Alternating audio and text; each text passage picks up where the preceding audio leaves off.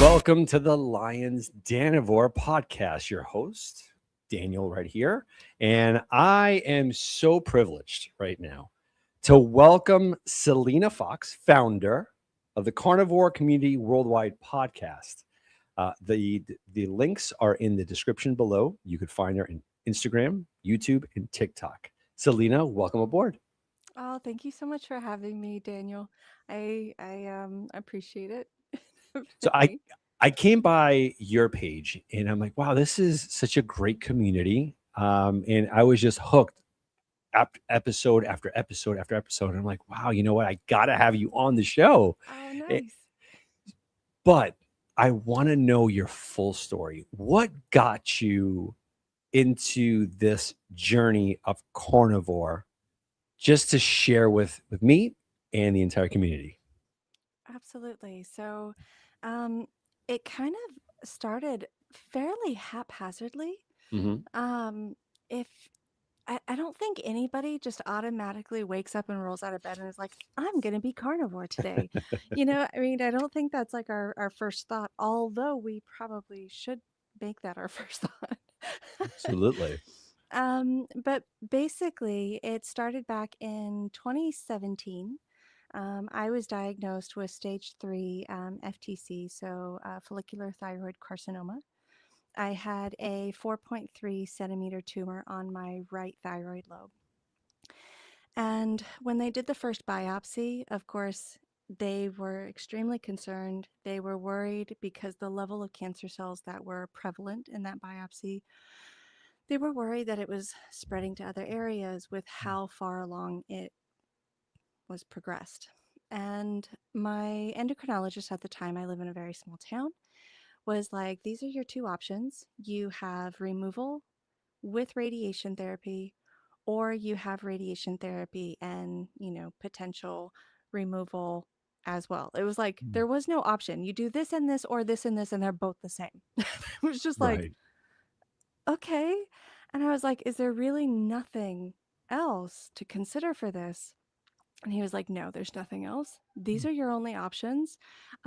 Because of how far along it is and with what this is, it's really it's radiation. You're gonna have to live on medication for the rest of your life. And there aren't any other options. Firstly, I'm a very stubborn woman. I'm 100% the you can't do this, and I'm like, watch me. So, Love it. so Exactly. it's kind of like, oh, there's nothing else, really. Like that just seems so wrong to me. Mhm.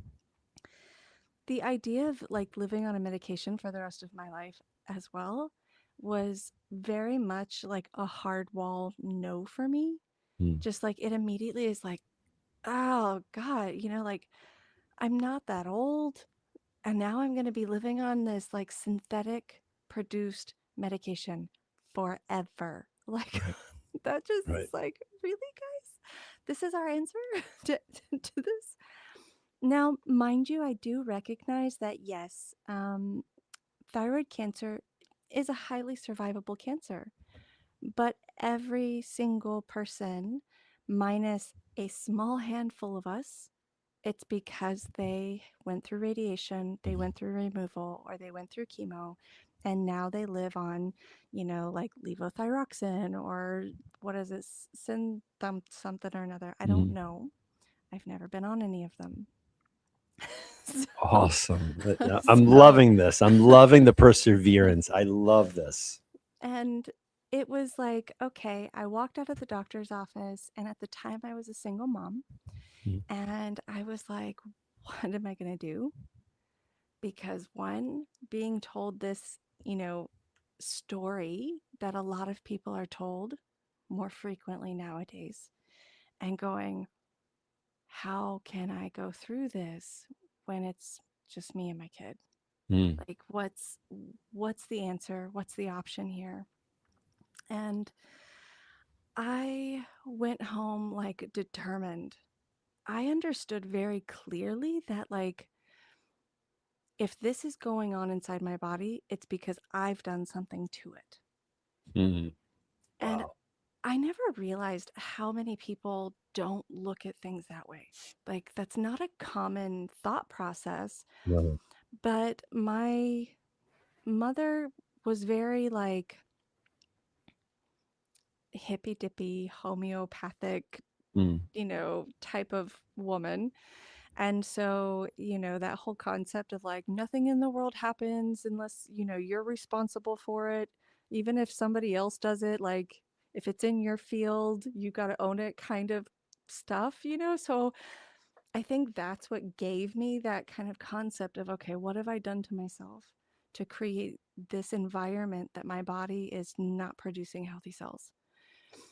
It's grade school, elementary science. You get a cut, your body sends in reinforcements, it produces the cells to repair the damage. mm. It's grade school. We learn this in grade school. Why is it we can't do that with cancer? It didn't make sense to me. So that drug me down a long, long, long path of lots of research. I'm a hyper researcher, anyways, about anything. There's not much somebody can talk about that I'm not like, oh, but have you heard? It It's can so be important to annoying, be inquisitive, 100%, without a right? doubt. Hmm. I try not to be like one of those annoying know-it-alls when people bring up subjects and just nod and smile. But It's very hard to, very hard. it Yes. is, it Hmm. is. But I started learning about a lot of like anti-nutrients. That was one of like the things I started picking up on Hmm. really early when I decided not to take the treatments that my endocrinologist recommended. And that, of course, was a huge pitfall for him. That raised all kinds of concerns. Like I said, I live in a very small town. Um, Most of the medical professionals here, according to them, they are the end all be all say all. Right. And that was a hard thing for him to take. I believe it took a blow to his ego Yep. quite a bit. Oh, yeah. Um, and I was like, this isn't the way we go about this. There has to be something. When you start down that whole path of realizing like how your body absorbs food, how your body handles nutrients, how your body even functions, like the environment inside, and Mm. you start to go, holy crap, my biggest kicker was, okay, if I eat this bowl of spinach for my spinach salad that's so freaking healthy, like everybody else says, right? I need to go supplement a bunch of calcium to counteract the fact that I just ate this salad. Right. Like, Doesn't make something's sense. not right. Hmm. Yeah.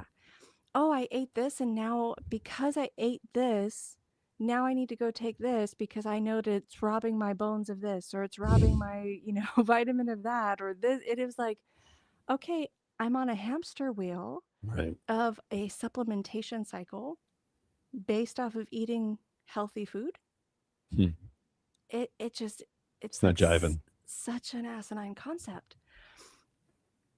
And when I started looking at, okay, as I do the research, I was already a little bit familiar with keto in the sense that, I understood that a lot of people were working with it for like autistic children Mm. and things like that. And I'm like, okay, if it affects our brain, and I didn't understand how yet, but if it affects our brain so much that these children can go from being nonverbal to what I think it's not considered a proper term now, but high functioning, Mm. right?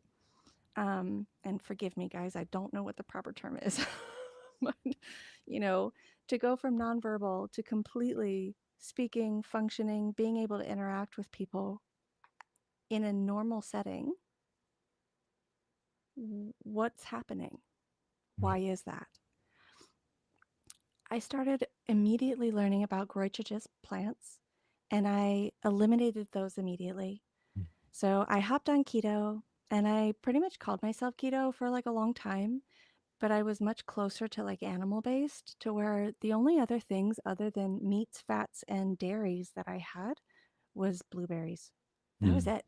I didn't eat any other like vegetables or anything else because I was trying not to fight the cycle of, supplementation, and I was trying not to add in any plants that were growth because they directly stop and disorder thyroid function. The one thing I'm trying to protect the most right now, right? So it was like, okay, that leaves you with Unbelievable. meat and cheese and dairy and at the time some blueberries. Wild blueberries, even still, like I made sure it was even like Right, the right, best right. of the best, right? And even on that, my improvement was immense. Hmm. Just within like 5 to 6 weeks of doing that, when I finally cut out like almost all of the plant foods, my energy levels skyrocketed just from that. And it was like, okay, I went from barely being able to get through a work day, having to like tell my kid, I'm sorry I can't play with you. I'm sorry I can't go to the park. And no, we can't go do this because mommy has to sleep. She just can't get off the couch. To let's go. You want to learn how to roller skate? Let's go do it. You want to go like there was there was this like shift of holy crap, I cannot believe how much energy Isn't that I was wild? lacking. Selena, isn't that I've experienced that firsthand in so many people that I spoke to. Um, so there's a doctor by the name of Dr. Robert Lustig. He's amazing, and he touches on sugars and how poisonous they are to the mitochondria. Yes. Also with blueberries, how it Mm, lowers ATP.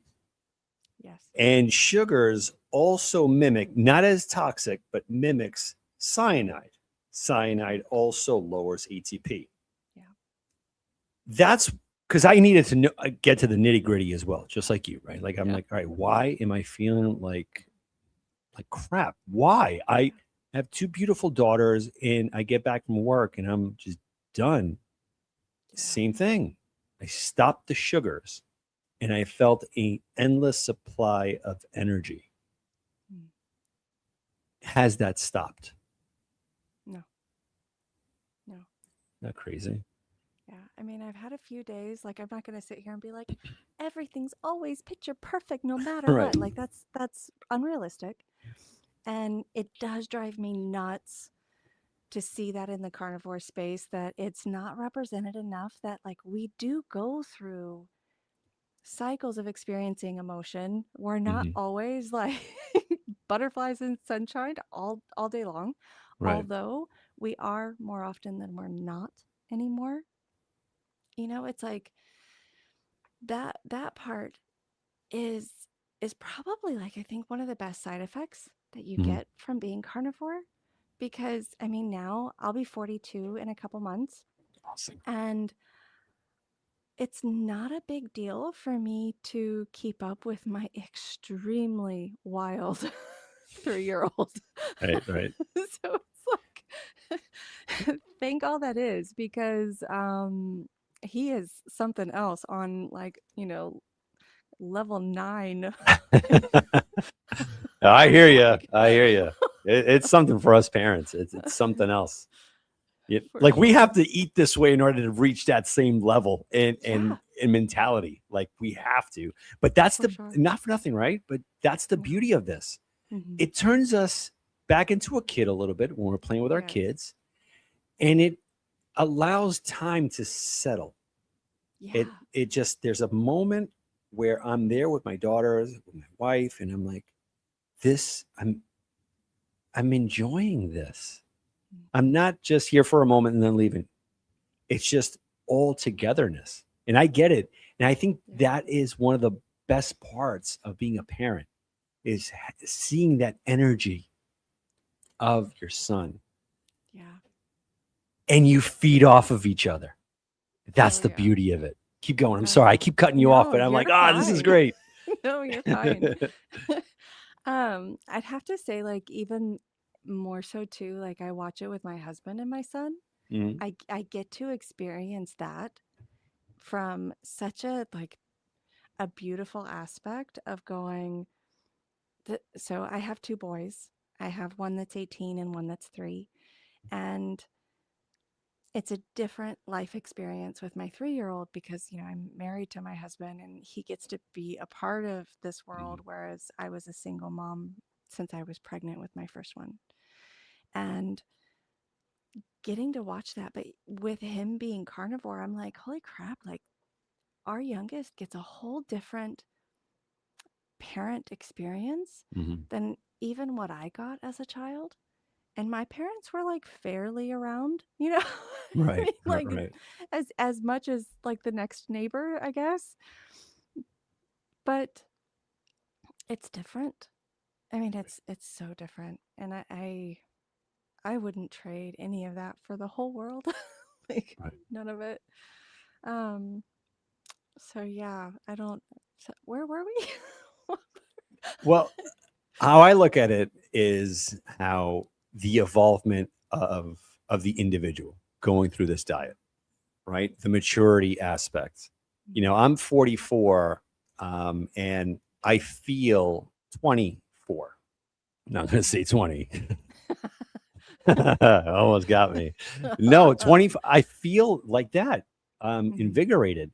And that's one of the things that I wanted to ask as well. So when you went through this here, um, you had this self awareness, this self thought of, wait a minute, the rest of my life I'm going to go on these drugs. Mm. But you said no way, none of Yeah, this. no. So if you could just elaborate a little bit more in that, because I think that is the crown jewel, because you found something where doctors, again, I'm going to preface this and I'm going to let you go on Yeah, this. go ahead. I don't think they're doing it out of malice. I don't think Right. and it's not all they know. I think they know more than they let on, Mm. but because of the realm that they're in, they can't give that much more, because then they get in trouble. Yeah. Just like Dr. Yeah. Kiltz. Hmm. Dr. Kiltz said it. He had his license revoked and he had to fight for it Yeah. back. Same thing with Dr. Baker. I think he's in Hmm. Australia now. Same thing. He wants to better people. Hmm. That's what a doctor's all about, Yeah. bettering. Yeah. Yet they're handcuffed, Mm. A not lot of them. Yeah. yeah, not saying, you know what? Try this. Try it out. See how it goes. I think there's I think there's a 50-50. Mm. I do think that they're 100% the group like you said. There are definitely those. I mean, I have literally had like my son's pediatrician.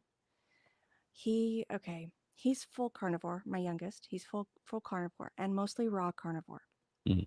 So, he in the beginning was getting sick regularly, but I was still like he still had like the fruits and the vegetables and stuff because I wasn't quite like sure is like okay, if I'm going to screw up myself, that's one thing because I wasn't like educated enough in a lot of Mm. the understandings of the working about, gluconeogenesis and going into those understandings to affect my child, right? Like that's a big deal. Right. to like, Yep. wait a minute, this growing, thing that needs so much, I don't want to damage it. But I've learned much, much better since then. So he would get sick about every 3 months, 4 months, he Mm. would get croup instantly. He was Oh, born wow. 6.5 weeks early, which that is a common issue that happens with preemie babies because their lungs weren't fully developed when they were born. So I was like, this is insane that he's getting this regularly. Finally, he's been carnivore since October, November, since December of 2024. Now Wow. That's he's been sick great. once. Huh. In that whole time, he's been sick once. He got croup again. For him, it used to last 6 to 8 weeks. Hmm. And it would be like he would be healthy for like a month and a half and then he'd get it again. Healthy for a month and a half, he'd get it again. And it was like, what is going on? Once we turned him carnivore, completely shifted his diet around, he got croup once. And that was about 3 months ago, 4 months ago now. It lasted 3 days. I called the doctor. When it first happened, I said, "Hey, I just need to know this is what's going on." It was probably the worst 3 days I've experienced with him, period, other than the first week he was born. His fevers were extremely high. His breathing was unbelievably difficult. But when I tell you that lasted 1 day, and the next 2 days, his cough was completely gone. And I took him in the first day for her to like look at him, check him, everything. He had croup, without question. 3 days. I called her back on the third day and I said, "Hey, I just want to let you know we're all good. He's not going to need to come in for a checkup visit to like get his lungs Hmm. scanned to make sure that the fluid and stuff's not getting in the lungs." I said, "We're not going to need to come in for the visit." And she says on the phone, she goes, "Selena, I don't know what you're doing." And she goes, "Actually, don't tell me what you're doing, but whatever it is, keep doing it." Wow. When you I'm blown finally away. I'm blown find those away. doctors, Yep. because she cares and Mhm. you know she cares, Yep.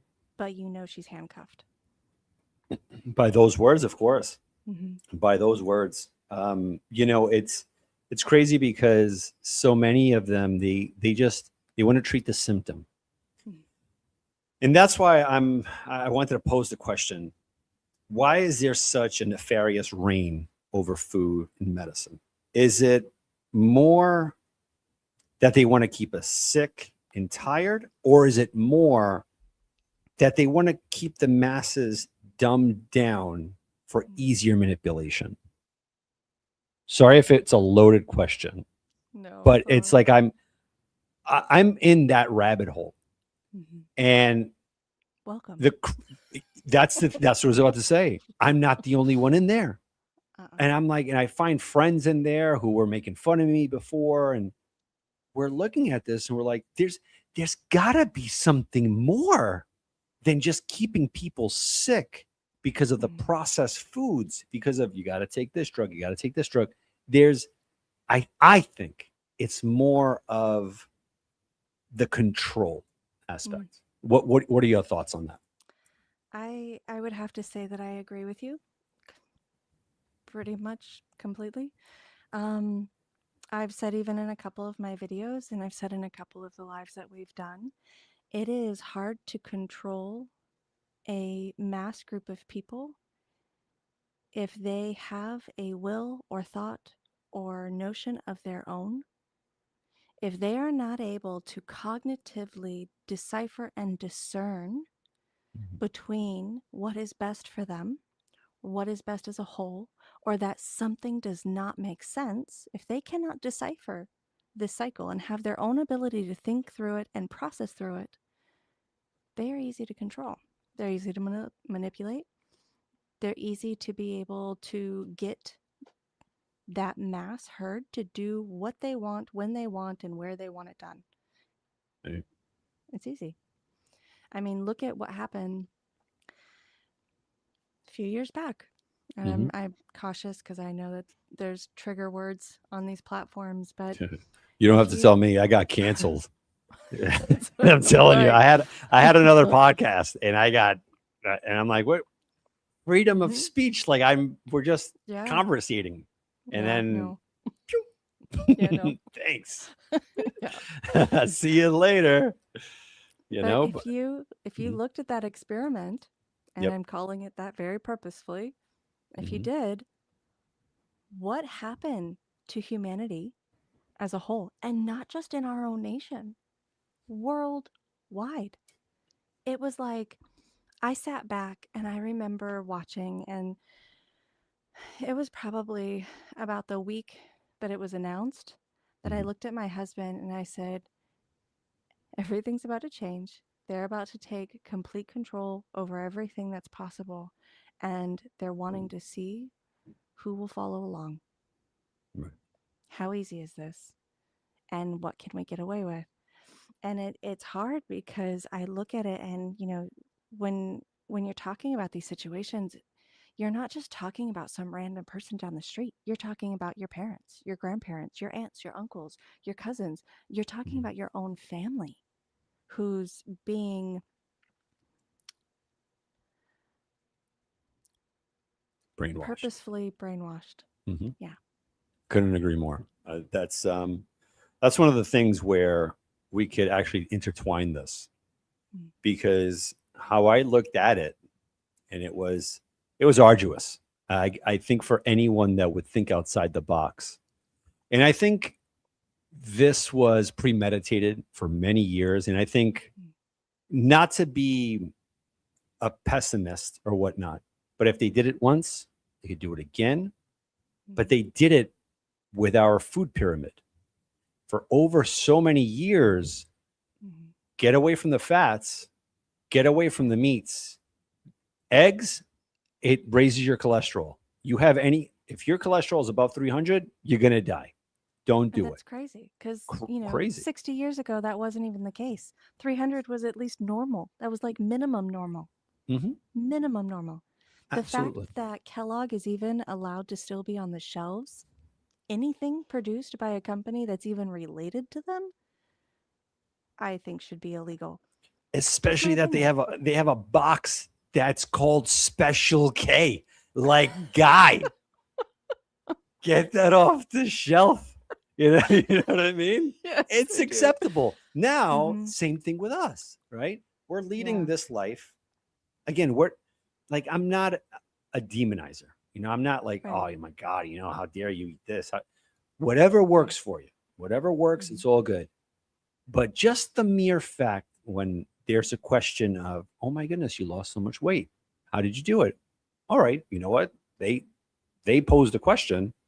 I Exactly. only eat ruminant meats, salts, some eggs, some bacon, water, some seltzer, and that's it. Oh my God, that's not good. What are you doing to yourself?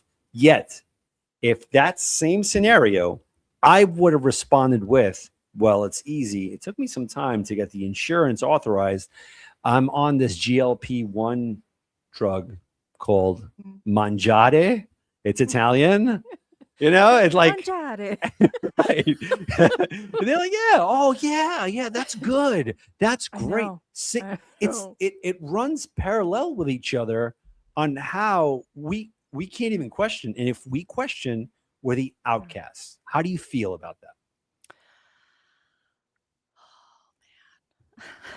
Because I like how you pushed back with the whole medication with the thyroid. I love that, because that's what we need, more people like that. Yeah, and it's sad because people don't. And honestly, the whole reason that I even started my channel in the first place, or even posting starting in the first place, was I realized people do not feel like they have the authority over their own autonomy of what happens to their bodies medically. They don't. They absolutely don't. So, my first doctor actually called DSS on me when I refused treatment from him because, um, how was it put? Um, there's a certain phrase and it just slipped my mind, but basically, that by my refusing his treatment, his protocol, his life saving protocol, right? Like, really, come on. Um, I was intending to self harm. Oh, against medical advice, right? Yeah. And I Oh, was like, "Are you kidding me?"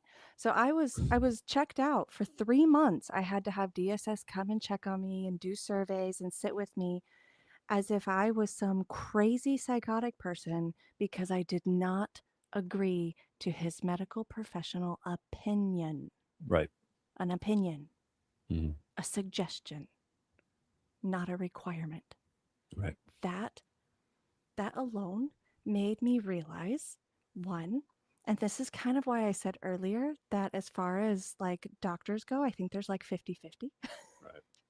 Because for him, and this is me stating my opinion about him, I can't speak for anyone, but my experience of this person was the ego was too upset over the fact that I denied him the God complex over me.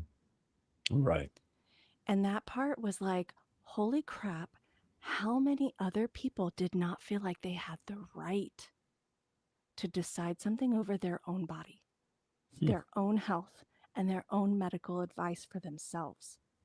How many people? Because I'm sorry, but you have that right. It's your body. You have that right. And I'm not even getting into like the whole political stuff of all of the other things about people claiming your body stuff. But as far as like you choosing what happens to you choosing what kind of inoculations you do or don't get, you choosing what kind of medical remedies you choose to follow through with, whether they're surgical, whether they're, chemo, whether it's radiation, whether it's whatever. It's your choice. It's right. not theirs. It's not Exactly. theirs. That guilt trip goes above and beyond. And I experienced that very similar to yours. This is where my journey began too with carnivore was unfortunately I was having some issues gastrointestinally. One thing led to another. The doctor put me on probiotics and he's like, we have to do a colonoscopy and all that stuff. And I never had that done ever in my life. I'm like, all right, how soon do we get this going? He's like, my next availability would be in 4 weeks. I said, okay, cool. In 4 weeks, my brother was on carnivore, and I'm like, you know what? Let me give it a shot. The first night, I stopped snoring. Very very synonymous to Carrie Mann from Homestead House. How Yeah. very. I stopped snoring. My wife is like, oh my goodness, there was like no opera tonight, so that was awesome. And then I I began to dream. That to me is the wildest experience of carnivore is dreaming again. I Mhm. haven't dreamed since I was 12. Wow. Vivid, lucid. By the third and a half week, all those symptoms that landed me there, gone. Gone. Anyway, there's a purpose to this story. Before I forget. The night before, I had to do the whole prep, fasting and all that. The morning came. I looked at my wife and I said, you know, hon, I, I don't see a reason to go. And I have such a queen, right? She says to me, if you don't feel comfortable, cancel. If that's what you feel, don't just do it because you feel like it right now and then you've been having second thoughts. I said, no, I made Right. this decision about 2 days ago, but I just went through it. Okay, let's do it. Let's call the hospital. Call the hospital. And they said, Daniel, don't worry. It's okay. We get it. It's your prerogative. Just call the office, the doctor's office. Yeah, no problem. I call the office. Same thing. How dare you Mhm. cancel? They're waiting for you there. They are waiting. And for you to cancel like this, I blew up. I don't Again, blame you. it's a family show. I can't get into the specifics and the adjectives that I used as an Italian. I can't. But that was my eye opener, and my wife too. My wife looked at me and said, wow, you chose right. And subliminally, I felt there was that sixth sense Mm. that few carnivores want to talk about.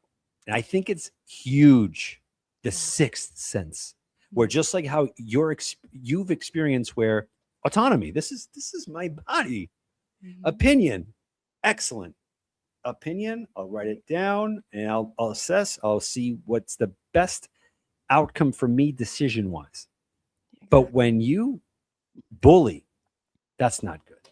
You Exactly. can't you can't undermine someone to make a decision. Especially not when you're coming to something that literally affects their life. Yeah.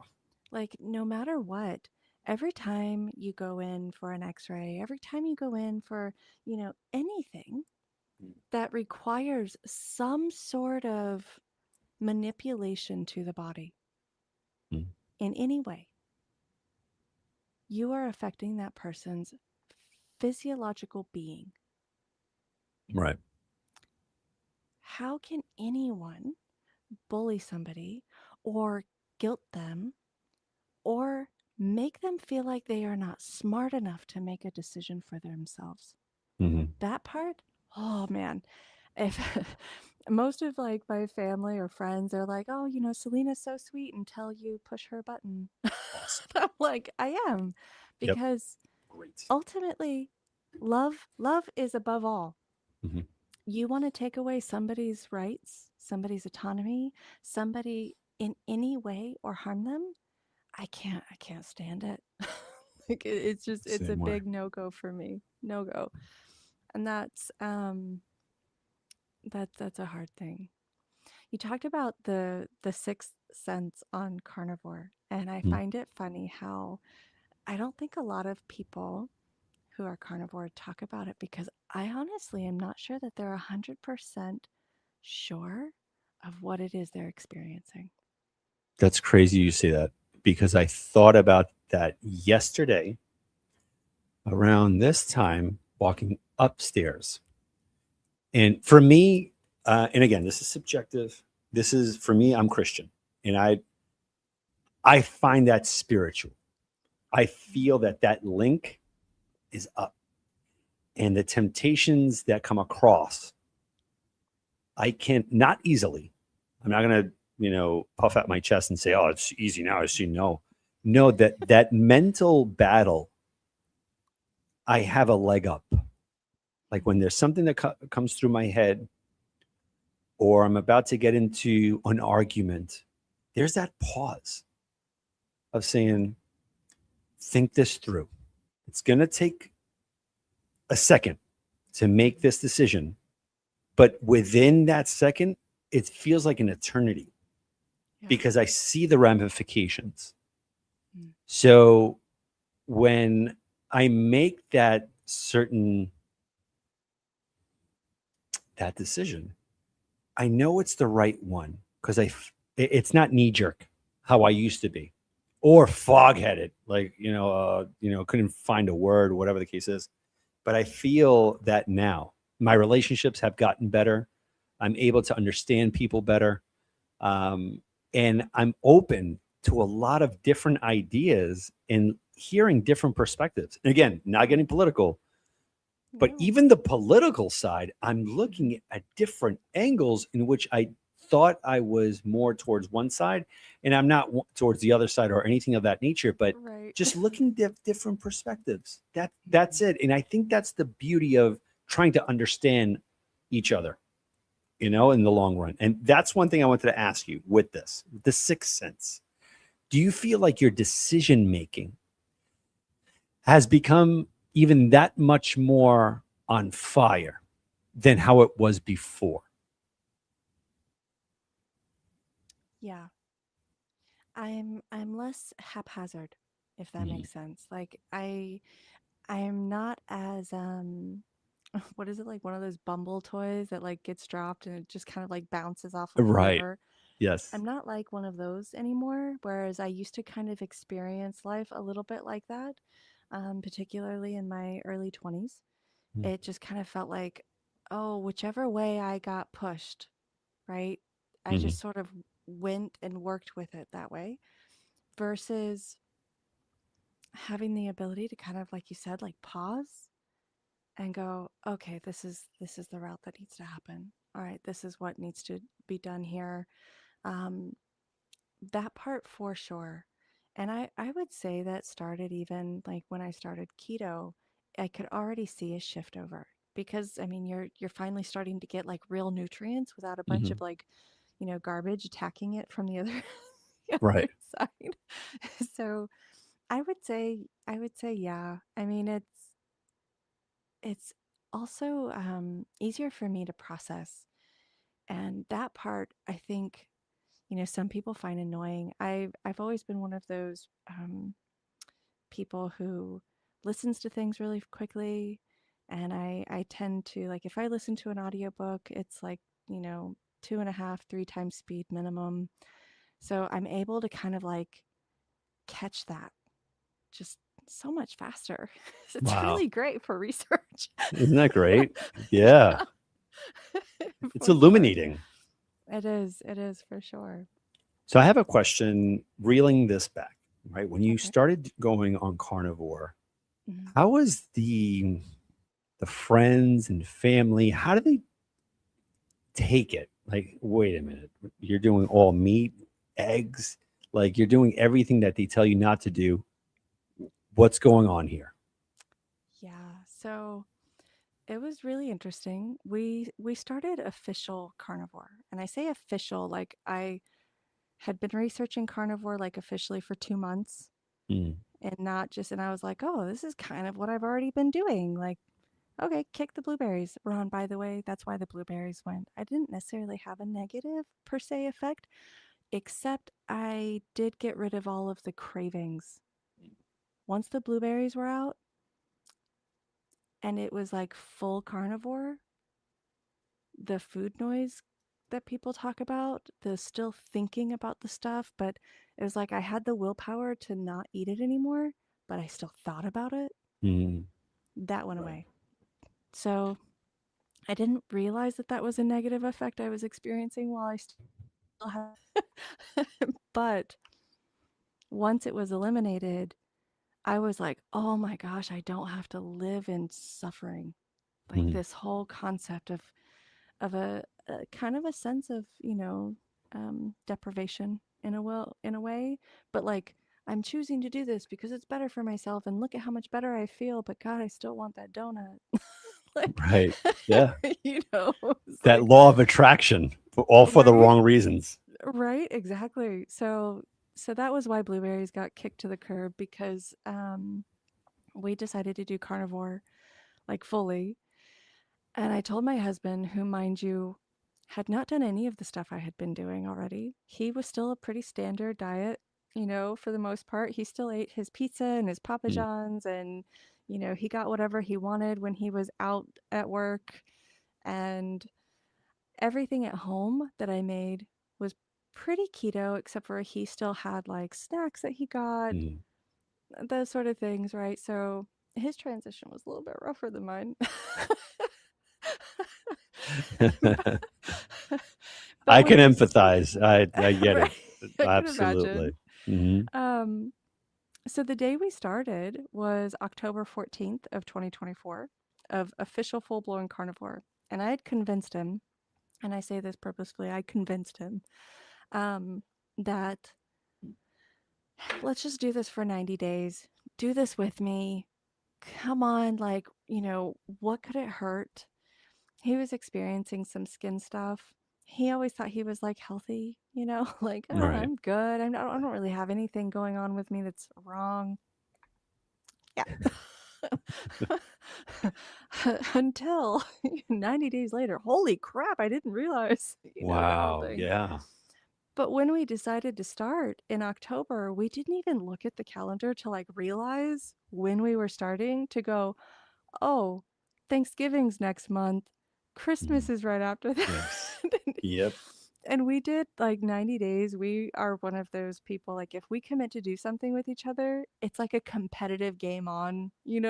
Love it. Like, it's hardcore. Absolutely nothing's getting in here. We're doing this, and this.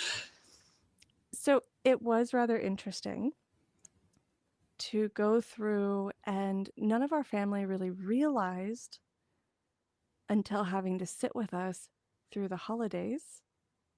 Oh, you're really not eating this stuff. Mm, No, no, we're not. Like, and by the time Thanksgiving came, it had already been a few weeks, like almost 4 weeks.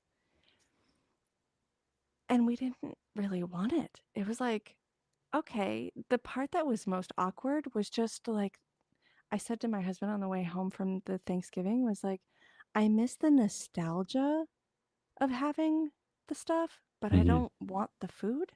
Right. Like, it was really strange. It was like I missed the nostalgia of, oh, well, we made my grandmother's pie. Oh, Mhm. like, but not that I wanted the pie. In fact, Right. the idea of it was like kind of gross. But not to like, throw shade on anybody. My side of the family is a little more forgiving when it comes to this Mm, stuff because my mom was such a like she was more vegan, vegetarian, holistic growing up, but she always was the odd one out who was doing the things that others weren't doing or so for them it wasn't so strange although they couldn't wrap their heads around the fact that like we were only going to be eating meat. right. Like it was like Right. nothing else. You don't have any vegetables. You don't like but they were okay with it. On the other side of the family, um, who's very typical, you know, North Carolinian, Southern cooking, Southern Mhm. family. Um, it's still a bit of a challenge to this day. Yep. You know what? It's very similar to mine because just jotting down your turning point date when both of you went on. That's exactly the same timeline where I had this epiphany as well. It was in October of 24, and same thing. It's like my timing is so off. Thanksgiving, Right. and same thing. My family is like they're into conspiracy theories. They're into everything, and they're like, Mm. go have at it. My wife's side, it was like, are you okay? Yeah. But again, I at that point, my mind was so far ahead with this openness. I'm like, I'm going to use the same tactics. All right, if I sit down and they ask me this, I'm gonna tell them exactly what they want to hear, just to get them off my back. But they don't mean it maliciously. They don't mean it in a Right. bad way. So Right. they said, Dan, you're just eating steak or that no vegetables. No, my doctor told me that this is the way I have to eat. Your doctor? Yeah, Yeah. my doctor said I have to eat like this for 3 months. Oh my gosh, that's so weird. He said high fat. Oh yeah, yeah. Now I wasn't lying, and I'll tell you why. Because I'm not a good liar. I don't like lying. That's not my thing. But then I thought about it. I'm like, hold on a second. I follow Dr. Baker, Dr. Berry, Dr. Right. Kilton, all these guys. I decided that they're my doctors and they're telling me Yes. inadvertently. Yes. So here it is. Now we can say grace. You know what I mean? So then Right. Christmas came and it was the same thing and it was great and I was enjoying Christmas. Yeah. At that point, I lost, I think, probably 15 pounds. And then Wow. as everything was going on, we had family trips, we had road trips, and following Dante Ferrigno, because that was my big one, right? I'm like, oh my goodness, where am I going to eat? What am I going to do? And he had an episode about bringing his air fryer. I'm like blown away. Yes, I did that. I would bring it into the hotel. I would make my own steaks. Yeah. Done. Over. Then we went to Dominican Republic with the family, and it was such a great, beautiful experience with everyone. When it came to dinner time, I would only eat once. Once, that's it. I would have my plate full of butter. Like you would think I'm nuts. Full. Probably not. And I would just like be opening it up and putting it on my steak. Put it on my steak, and I'm good to go. And everyone's like, do you want a drink? Do you want this? I've stopped alcohol consumption. And I was never like, not that I was an alcoholic, but I always like having a drink with the friends and old fashioned, this and Right. that. I mean, it's a social experience. I mean, Nothing. yeah. Gone. I hang out with my buddies and we go to a bar, we'll go to a lounge, we'll do something. They're, not getting hammered because I don't know if that's what I wanted to ask as well. The Okay. social aspect, right? For me, I can't be dumbed down. Like I Mm. love hanging out, Yeah. but my times going out with friends, it can't be it can't be lowered. Yeah. I need people bringing me up. Mm. I think there was a saying, I forgot who it was. He said, if you're the smartest person out of your friends, find new friends. I've heard that. I don't know who said it, but I've heard that too, and I full-heartedly agree. Um, it's it's really challenging to Mhm. be in environments where you can see that the level of growth or Mhm. the ability to choose to grow has been inhibited. Right. And you sit there and you go, okay, where does that take this with us? Like friends, family, like whatever it is. I mean, blatantly honest, I don't hang out with a lot of people anymore. Hmm. One, I don't want to do a lot of the things that, they're still doing. Right. I don't have judgment that they choose to still do that, in the sense of like, I still love them.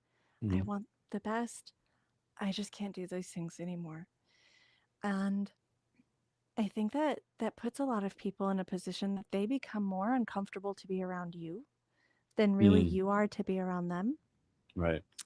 because excuse me, through the whole like when we do his family has a family breakfast every quarter, like so every 3 months there's a family breakfast, everybody gets together and they all go to somewhere like, IHOP or Hmm. whatever, right? And I sit there and I get my 6 to 8 poached eggs because I know they're cooked in water. Right. And Right. like, nothing really else. And, you know, my son sits there and it's really hard for my mother-in-law, who's like, "Well, can he have this?" And it's challenging because like she'll already have it like on the fork, like Hmm. dang near in his mouth. And I'm like, "No, he can't have that." I said, "If you give him the fruit, it's going to be really hard for him to regulate his emotions the Hmm. next several hours." My son is genetically on the spectrum. Hmm. So by not giving him a bunch of fruits, he regulates really well. You can still very clearly see his traits. Hmm. He Everything needs to be in an order, and things have to happen a certain way, and the way he processes, it's very unbelievably brilliant. So brilliant. But it's still there, like you could still see it. Like But but his ability to handle and regulate his emotions go from all out outbursts to, oh, we haven't had those in months. wow. That's like, you can't ignore those things when they are so blatantly obvious. And he'll even tell you now, like, he'll go, "Well, I don't eat apples because they make me nervous." And that's what he calls it. It makes him nervous. His being nervous is because he bangs his head on the wall repetitively if he's got too much sugar going on. And it's just fruit sugar. He's never had like fake processed sugar in his Hmm. life. So it's not even like, oh, well, you shouldn't have given him candy. He's never had candy. He's had apples, he's had berries, he's had bananas. These are the things that cause him to be dysregulated. It's not rocket science. You can clearly see it. Right. Like it's so we go to these functions, and when I'm like, "Oh, no, no, no, he can't have that. We really need him to be able to regulate his emotions later so he's not going through fits that hurt him." Hmm. "Oh, well, I was just, I just want him to get to have something." And it's like, I'm trying not to shame you, Hmm. person, Right. Right. over the choices you're choosing. Please don't try to shame me over the choices that we're choosing. Right. Just for you making that, taking that initiative speaks volumes. Because you've seen that. So many people that have transitioned from the sugars, and it doesn't matter what it is. It's Yeah. like my body has no idea what the difference between a Hershey bar and an orange is. It had no Right. idea. I know for a fact that if I eat any one of those, and I'll choose the healthiest one, I will fall back into this trap, this noose, where every move I make, the noose is going to get tighter. Like I know it. Yeah. Thank goodness for people like you that see it, and you have that innately to protect your child because you Mhm. see something that, we wish that we would have been told, listen, Oh don't eat God. so. We were told the opposite. Yeah. Eat more fruit, eat more vegetables, don't eat a lot of steak. If you do eat the steak, cut out the fat because if you Mhm. eat the fat, you're going to get fat. I look Yeah. at myself in the mirror and I see an ab. Not all of them. What? I see one. I'm like, oh my goodness, I haven't seen you since I was 8. What? Nice. Right. So I'm like, Nice. so that narrative is completely blown away from, like, blown out of the Mhm. water. Yeah. It's so nonsense. But I just like the fact that we're looking out. And I think that's where it brings us to that primal level at Carnivore, where we're trying to make sure that we're good and our family are good. Yeah. Right. Like I know when I go to bed, I might wake up maybe once or twice, but it's not because I can't sleep or I'm tossing and turning how I used to be. I Right. get up, I make sure that the family is fine. I go downstairs, I see outside, make sure everything's good. I have a javelin. I bought I bought a spear. I don't know why. I used to be scared of raccoons, and then I saw one in the backyard. I'm like, oh, I got dinner. I got to get something. Uh, I got good aim. Yeah, anyway, but I got to that point. I got good, like that. That's where I'm at, right? Like I'm at that point where it's just making sure that the family is safe. Yeah. And that's the beauty of it from being a dad, seeing it from my wife and hearing your testimony. It just wow. I love it. I love what you're doing. Thank you. I appreciate a lot because I share anything and everything that I can because I want people to see that they have choice, they have options. There's something Mhm. better for them. Like it doesn't have to be miserable. You don't have to be in pain. You don't have like all of these things that we are taught socially. Well, it's just what happens when you get old. I'm sorry, but I'm about to be 42 years old. And I plan on chasing my 3-year-old around for as long as he will let me. Like I don't want to be that older mother because I had him when I was 38, right? Mhm. Which isn't like horrendous, but even still, I mean, compared to my first child that I had at 23, like Mhm. it's a big difference. But I don't want to be that older parent that's like sitting there where when I'm 60 years old and he's just graduating high school, Mhm. and I'm like, oh, hold on, let me get the walker out so I Right. can make it out to the audience to watch you. Like, no, no.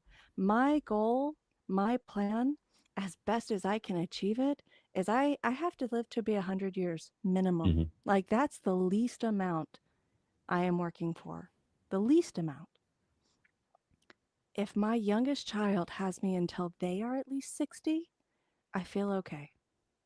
At least they reached midlife with me. Absolutely. And I love the fact that you brought something extremely vital up, and that's the age. We've been so accepted here in society where, oh, I'm 40. Oh, it's downhill from there. Let me go back. This is where I noticed where the common narrative was. And I said, you're not utilizing your projections on me. Number one, my wife got pregnant. And I heard, oh, your life is over now. That's it. That's all this clubbing, all this stuff. It's done. Yeah, I used to club. I'm like, all right, okay, it's all right. Um, Negative and negative, negative. Where I turned around and I had to tell them, "Whoa, hold on. Are you actually my friend or not? Like, I get it that you want to throw a joke around here and there. I'll take it one, two, but because your experience was horrendous and you didn't know how to evolve and grow with your child, Mm, doesn't mean that it's going to happen for me." And the right. same thing as life went on. Oh, you're 30. Mm, Just don't be not surprised when you over pull your here. back. When you're 35, your knees Yeah. go. 40? Oh my goodness, surgeries are coming. I started believing that, Selena. I started believing that. I'm Yeah. like, oh my goodness. I Two mean, knee it's what we're surgeries, taught. my back, pulled my back really bad. I crawled from the back of my house all the way to the front to touch the doorbell because I was in that much pain. It's accepted. And then pushing my kid on the swing, pulled my back again. Kids running around enjoying life. And now I have to drive 2 hours back home because I had to cut the trip short.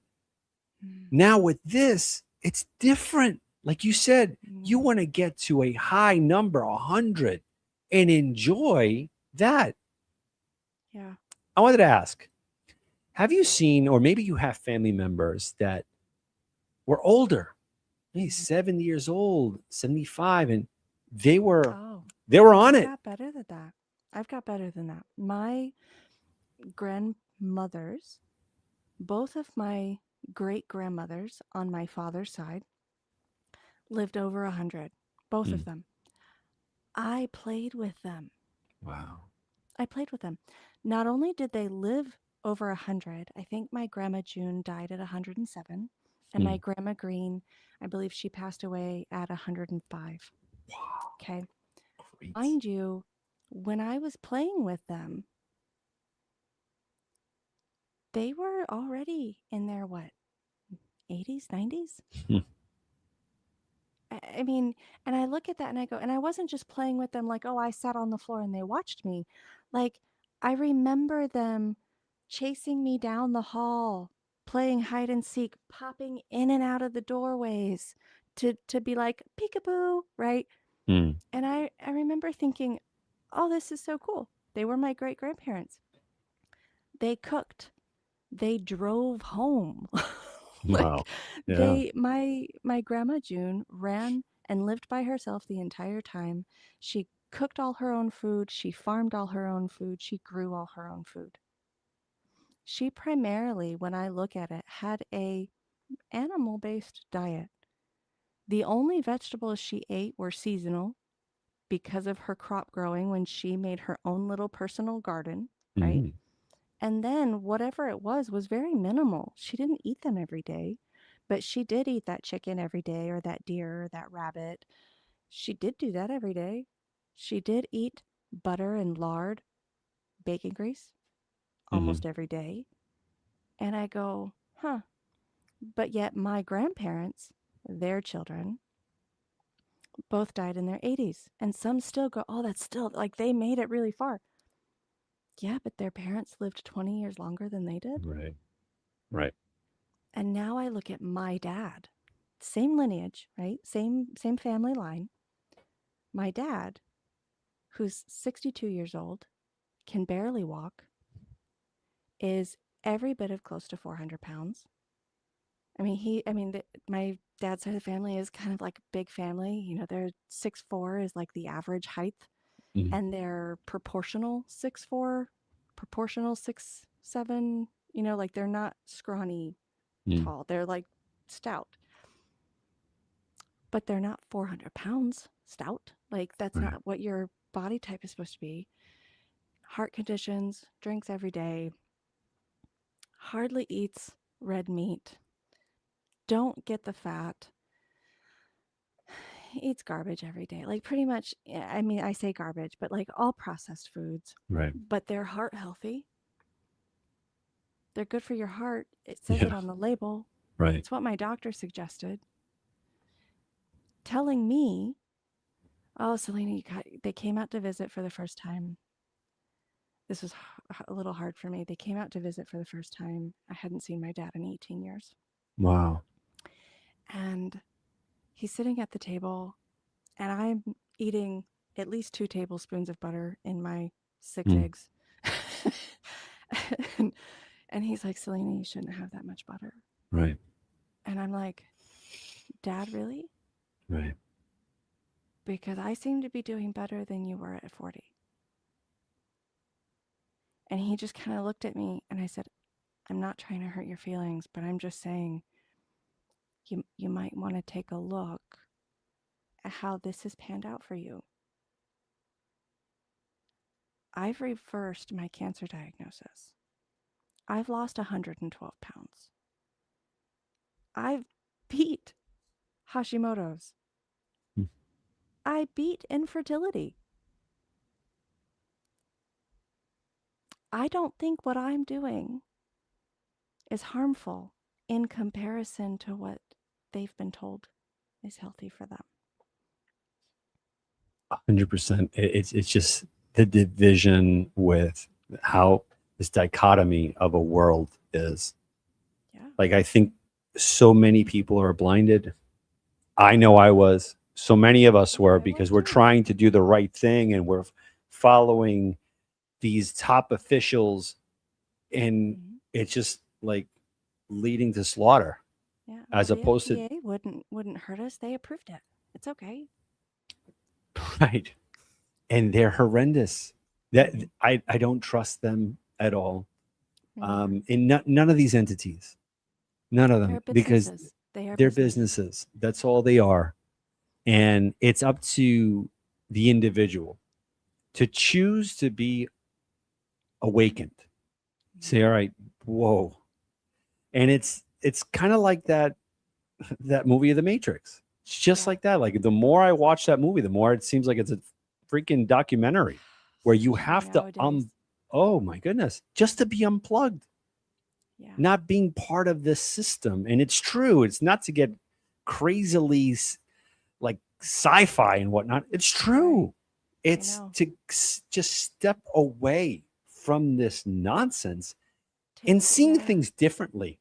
Like Yeah. I when I wake up in the morning, I go outside and I look.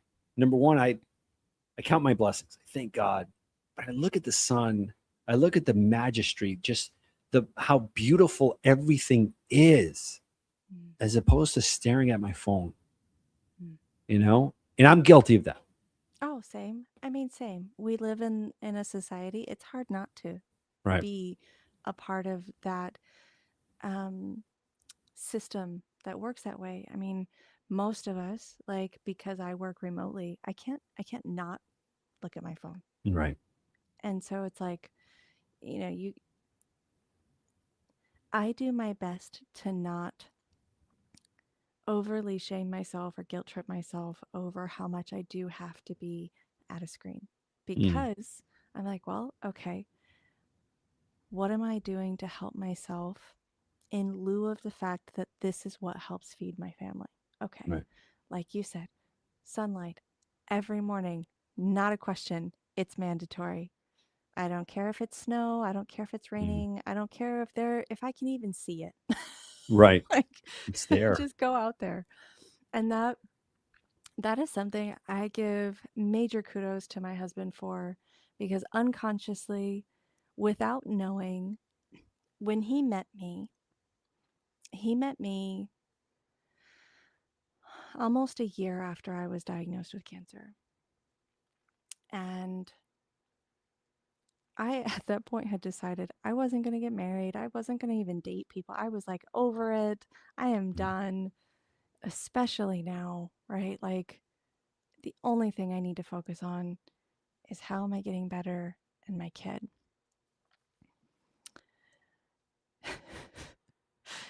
We met at work and I laugh because I for sure was not looking for anyone and he didn't talk to anyone. mm, so, so it was like, okay, we met. My friend that I worked with, kind of like my work sidekick, like in certain work environments, you kind of end up with like that one person that you just kind of always are working around, right? right. And I remember he took me over. I used to work at Hatteras Yachts, and I did electrical wiring and engine startup for yachts. And he took me over to go see one of the other boats that had just gotten finished from a different line. And I was like, oh, it's beautiful. And there's this guy who comes crawling out of this teeny tiny little hole I'd never seen before the whole time I worked there. And we both worked there the same amount of time, like 5 years. And my friend was like, oh, have you met? My husband's name's Daniel, by the way. Have you met Nice. Daniel? And I was like, no, I've never even seen him. I knew everybody. never even seen him. He's like, yeah, he's usually shoved in the smallest places. And I'm like, oh, okay. He invited him to have lunch with us at the plant. And from that day on, we've had lunch together every day since. Wow, that's great. But, sorry, sidetrack. But he's a surfer. I didn't go outside hardly at all. Huh. That wasn't something I had gotten to a learning point yet to understand how important the sun was for us. I hadn't gotten there yet, but because of him being such an avid surfer,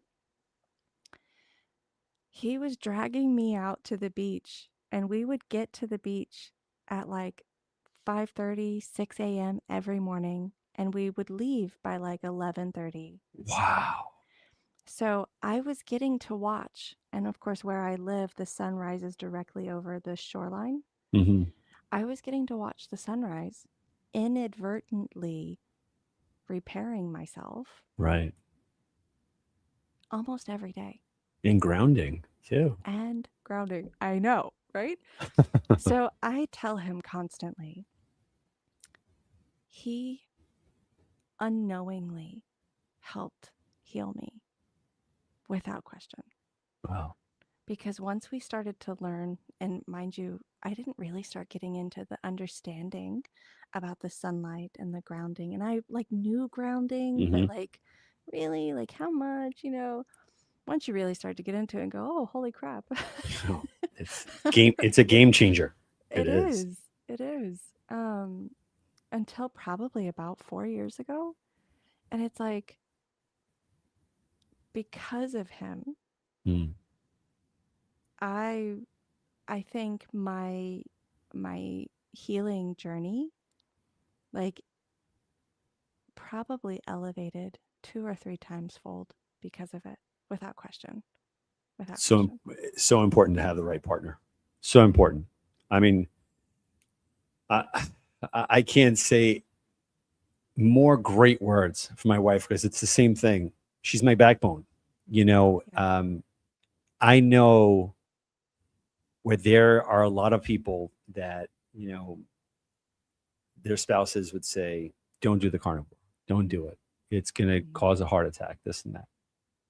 My wife knew right away what an impact this lifestyle had on me.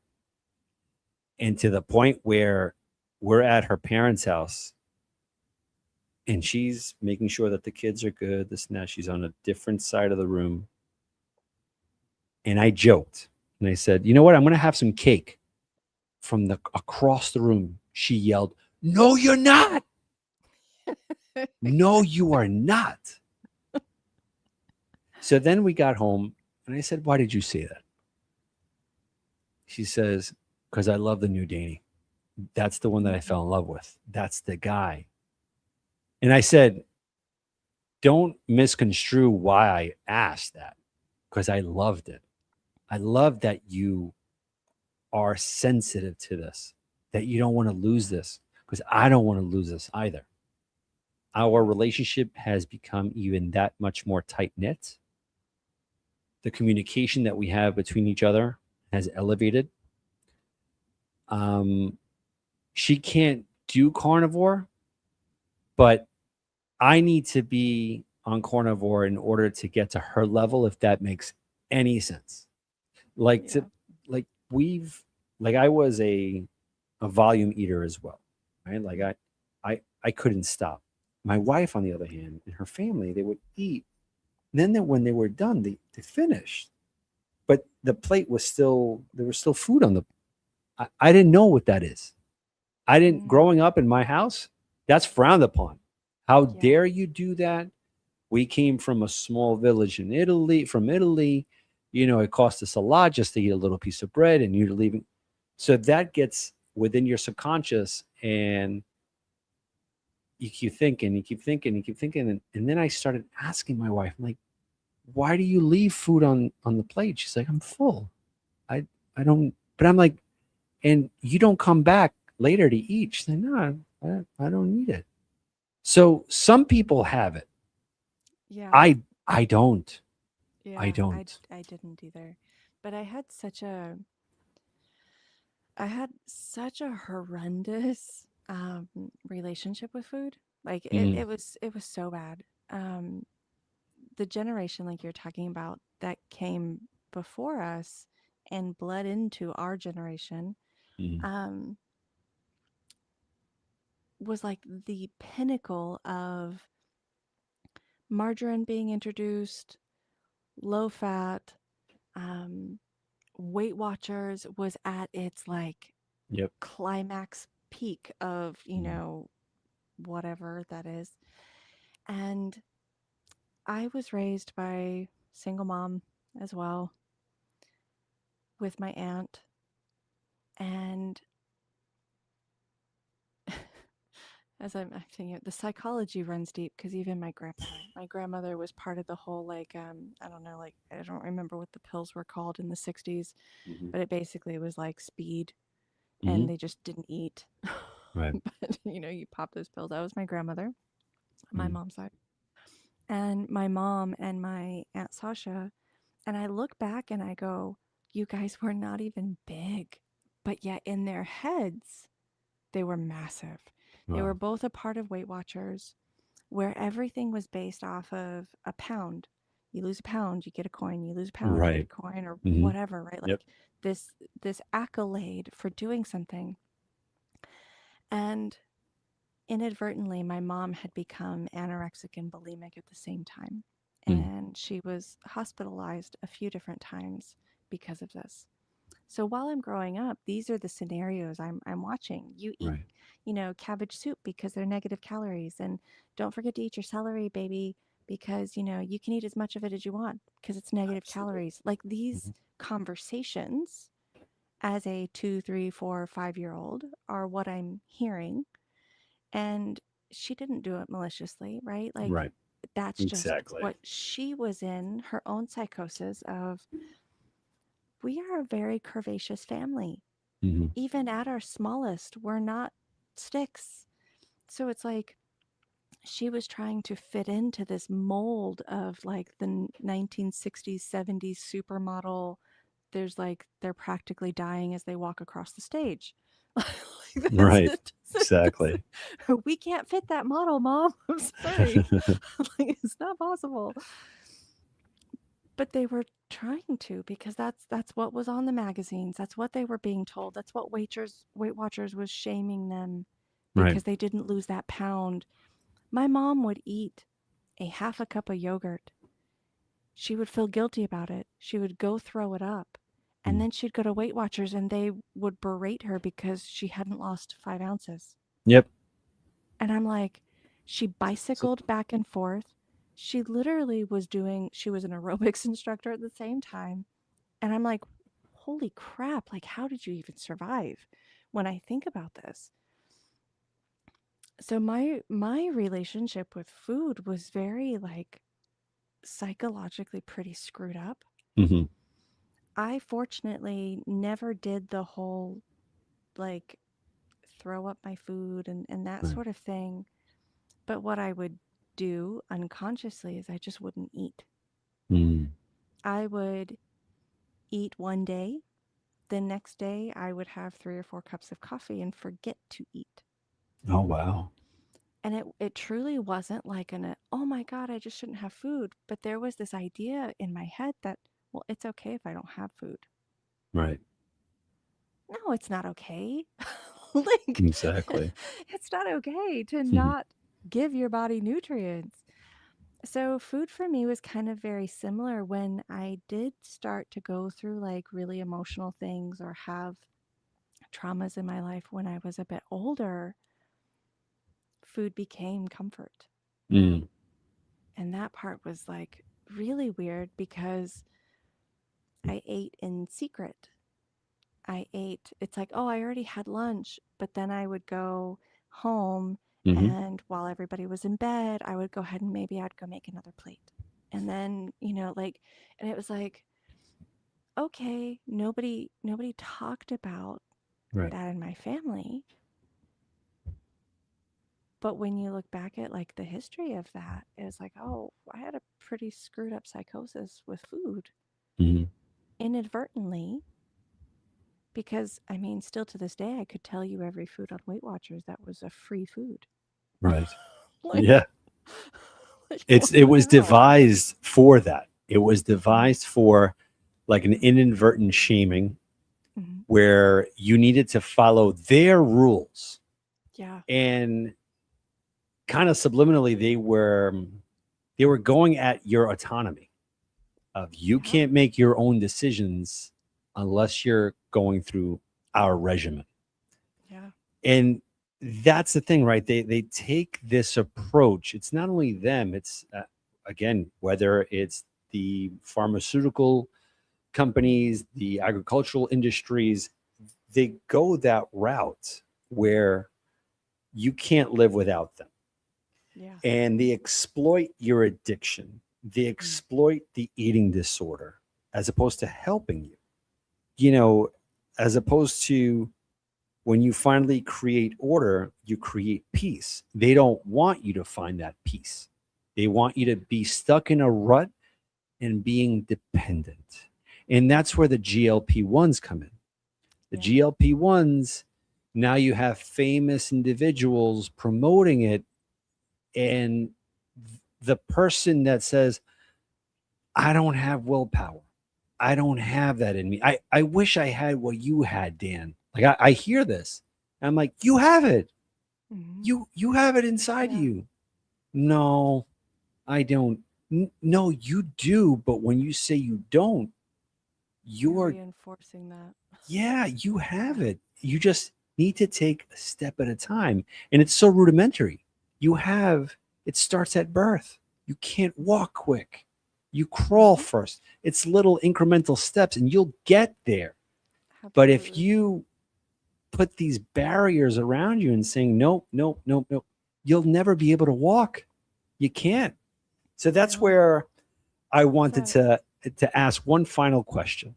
okay. And the question would be, if you had to say a final statement, an influence to someone that is doubting themselves, whether to go on this journey, but they want to go, they're thinking of they're contemplating the easy road of GLP-1s or gastric bypass, whatever the case is, and they're kind of on the fence with carnivore, how would your word kind of tip the scale towards our side of great health? For someone who's contemplating whether or not they want to go through a medical intervention for weight loss and health or carnivore intervention, hmm, I would implore them to take a look at what are the side effects of the medical intervention that they're looking into, because it's more than GLP-1s. It's lap bands, it's all of those things.